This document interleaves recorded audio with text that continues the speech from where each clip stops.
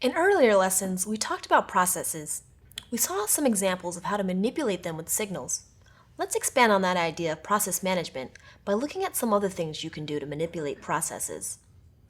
In Windows, we've looked at programs like Task Manager, the PowerShell commandlet get-process, and the task list utility, to name a few. We've also seen how to send a running process a signal through Control-C.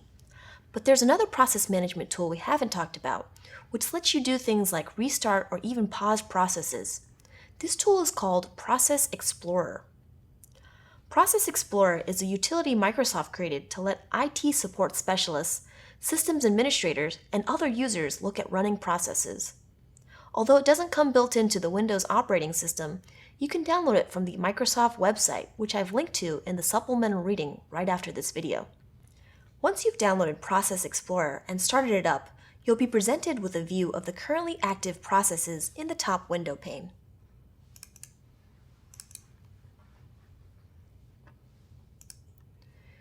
You'll also see a list of the files a selected process is using in the bottom window pane.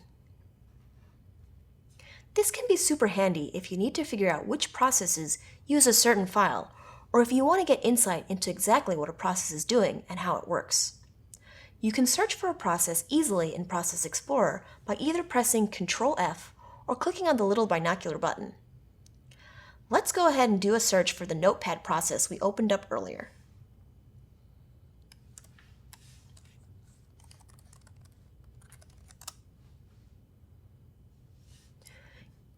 You should see C/Windows/System32/Notepad.exe listed as one of the search results.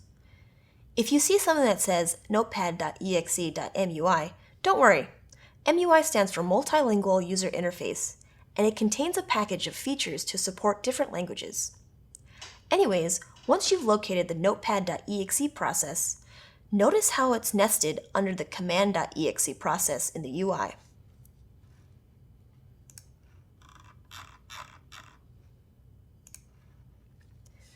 This indicates that it's a child process of Command.exe. If you right-click on the Notepad.exe process, you'll be given a list of different options that you can use to manage the process. Check out the ones that say Kill Process Tree, Restart and Suspend.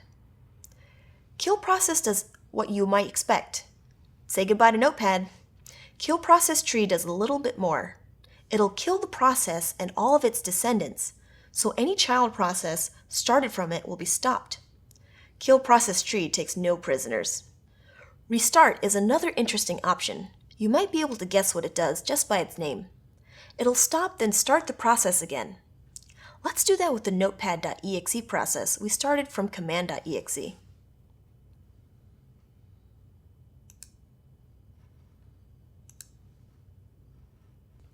Interesting, after the restart, Notepad.exe doesn't appear as a child of Command.exe anymore.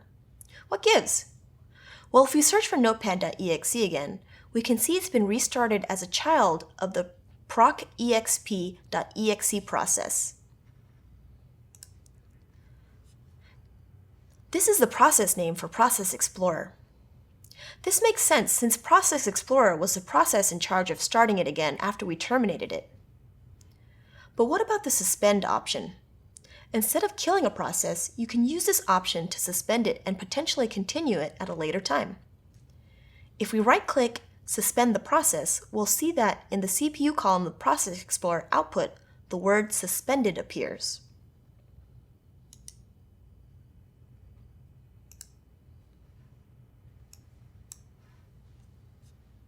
While a process is suspended, it doesn't consume the resources it did when it was active. We can kick it off again by right-clicking and selecting the Resume option.